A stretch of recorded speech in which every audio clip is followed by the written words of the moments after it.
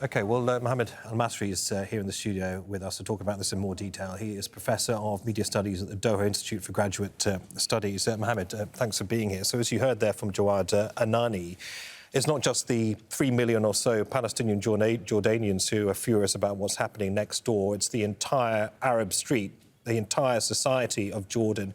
Given the delicate diplomatic tightrope that Jordan walks, an ally of the United States, peace treaty with Israel, how does it manage these tensions at this particular moment in time?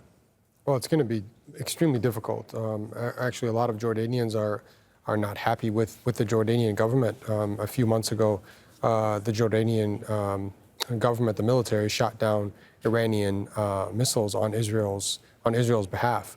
And so there's actually a lot of anger in Jordan, not just toward Israel, but also toward the Jordanian government. But you know, this kind of attack, I mean, this is unique and in some ways unprecedented, at least in the current context. But we've seen other attacks, right? There have been attacks in the West Bank. And I think that the lesson here is that the kind of violence that Israel has unleashed on Palestinians, in particular in Gaza, but also in the West Bank, is bound to breed these kind of sort of retaliatory attacks. And in fact, Lloyd Austin, the Secretary of Defense of the United States, said as much back in December when he warned Israel that they were going to perhaps attain a tactical victory, but that they might accrue a strategic defeat. And he talked about the anger that they were generating as a result of killing civilians. And he spoke to U.S. mistakes, or maybe to use another word, crimes in Iraq and Afghanistan, respectively. And both of those situations ended up being nightmares for the U.S. because of the anger that was created as a result of so many massacres against civilians. Given this attack, do we expect the Israelis to use this as a pretext for ramping up further security operations in inverted commas, of course, in the occupied West Bank? We've seen days of it happening in the likes of Jenin. What now? Will the entire security architecture on the border change there?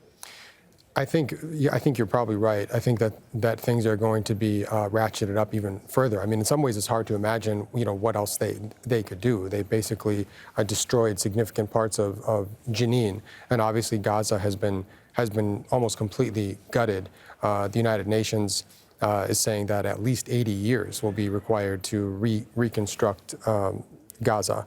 And so I think Israel is going to do what it usually does in situations like this, and that will involve probably greater intensification of attacks in Gaza, but then also in the West Bank in the name or in the pretext of, or under the pretext of security. And these are, of course, highly sensitive border crossings, aren't they? I mean, already the Philadelphia corridor in the south of the Gaza Strip on the border with Egypt is in the hands of the Israelis. They want to dig deep, hold on to that, to be in control of anything that may enter or leave Gaza from Egypt. And now this potentially from Jordan. Do you think there is some sort of overarching strategy here?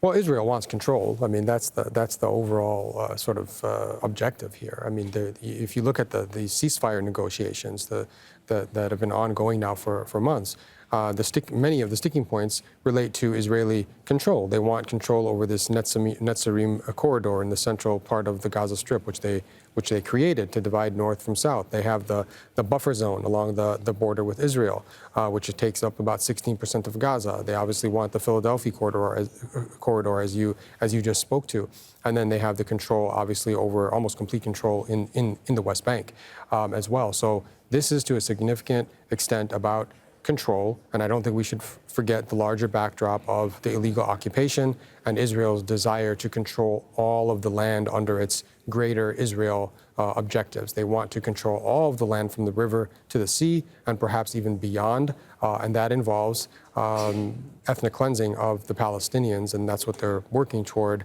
kind of piecemeal now, and that they started on, obviously decades ago. Mohamad, good to hear your thoughts. Mohamad Elmasry there.